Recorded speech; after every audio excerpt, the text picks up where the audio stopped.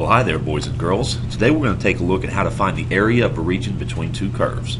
So let's get started with the two types we're going to have to deal with. If we have a function that is a function of x, and we're just going to call that f, and then we'll have another function that is also a function of x, that is, we'll call that g. It does not matter where the x-axis is, but if you want to find this area, and I'll just say between here and here, if you want to find this area between these two curves, all you're going to do is you're going to integrate between these values a and b. So we're going to let x go from a all the way to b, and all you have to remember is you do top function minus the bottom function.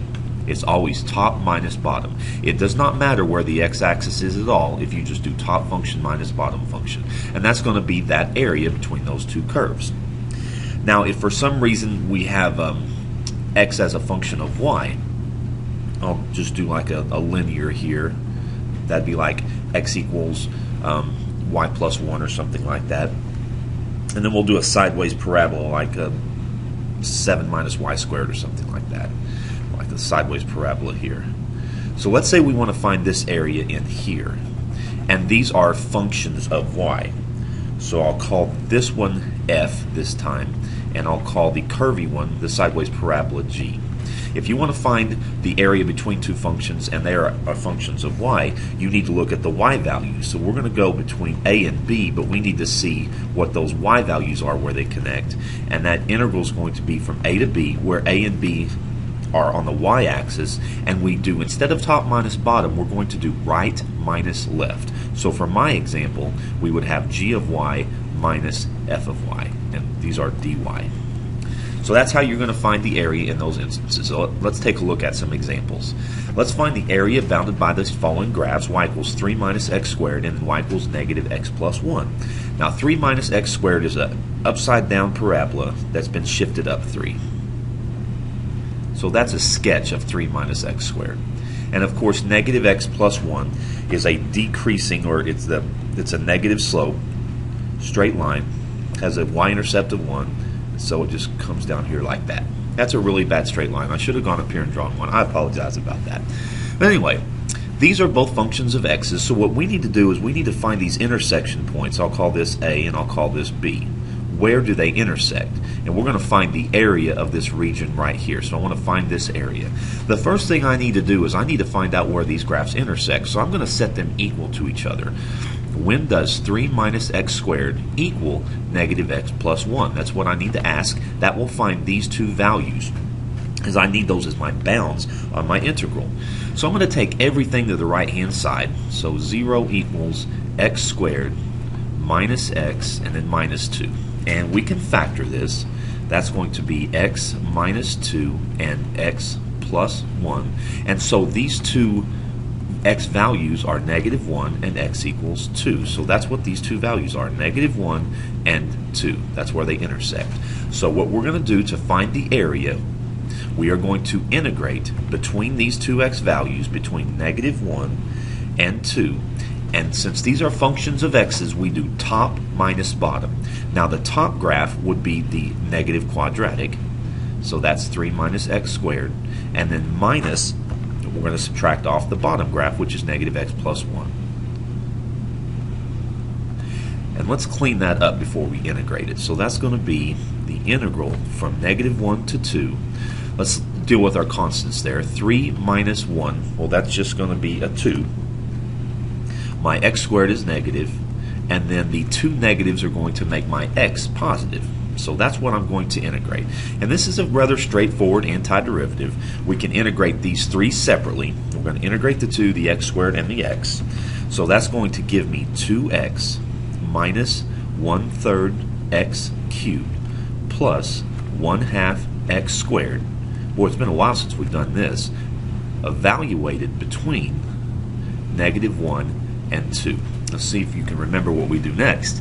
The next thing that we do is we take the top number and we plug it in for all the x's. So that's going to give me 4 minus 8/3 plus 2 squared is 4, half of 4 is 2. So that's plugging in the 2 for all the x's. And then we subtract the bottom number plugged in. So if I plug in negative 1, I'm going to get a negative 2. Negative 1 cubed is negative 1. With that negative that's there, that's going to give me a positive 1/3. And then negative 1 squared is positive 1 times 1/2 is 1/2. Alright, so let's see if we can't actually get this answer. 4 minus negative 2, that's going to give me a 6. Plus that 2 is an 8. So I've dealt with those whole numbers. And then negative 8/3 minus 1/3, that's negative 9/3, which is negative 3. And then minus a half. So 8 minus a 3 minus 1/2. So that looks like it's about 4.5. So that's how much space or area is in between these two curves. Pretty neat. Alright, so let's take a look at the second example where we have functions of y. X equals y squared, by the way, is a sideways parabola. It goes this way. But since it's a negative y squared, we turn it around and then we scooch it out 5. So 5 minus y squared looks something like this, where this is 5 out here. And of course you could rewrite this as y equals x plus 1, and that's a pretty simple straight line up 1 like that. And so x plus 1 looks like that. That's a little straighter line than I drew up here. I'm a little happier with that. And so what we want to do is we want to find out where we intersect. We need to find out these y values right here. What are those y values? So I want to find out, when does 5 minus y squared, when does that equal y minus 1? Just like earlier, I'm going to take everything to the right hand side and solve a quadratic.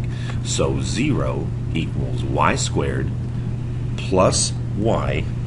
And then if I bring my 5 over here, it's going to be minus 6. That's sort of easy to factor, so that's y plus 3 and y minus 2. So it looks like that these y values are 2 and negative 3. Y equals negative 3 and y equals 2. So that's these y values here. So my integral is going to be the integral. And now we're doing y values, so we're going from negative 3 up to 2. We're doing y values because these are functions of y, from negative 3 to 2. And remember, now we're going to do right minus left. The right function is 5 minus y squared. And the left function is the y minus 1. So it's right minus left. And I'm not going to go through and integrate everything and plug them in. I'm going to let you do that to see what that answer was. But if you evaluate that integral, that's going to give you all of this area right here. So just remember, right minus left if they're functions of y, top minus bottom if they're functions of x. Now it is possible for your graphs to switch which one is on top or which one is on bottom or right or left. So you do have to check that sometimes. So let's just take a look at this picture here, and if we wanted to find this region here and this region here, if we wanted to find all of that area, we're going to actually have to set up two different integrals. So I'm going to make up these intersection points. I'm going to call that first intersection point A, and this second intersection point I'll call that B, and this last intersection point I'll call that C. So to set this integral up, you would have to do the integral from A to B of g minus f, because between a and b the function g is on top and f is on bottom. So that would be g of x minus f of x. That would give the area of that first region. Then we would add to that this second area, and you can see how they flippy-flop. Now f is on top and g is on bottom. So this would be the integral from b to c of f minus g. So you have to check and make sure that the functions don't, flip the order in which one is on top and which one is on bottom. So anyway, that's how you find area between two curves, and I will see you guys tomorrow.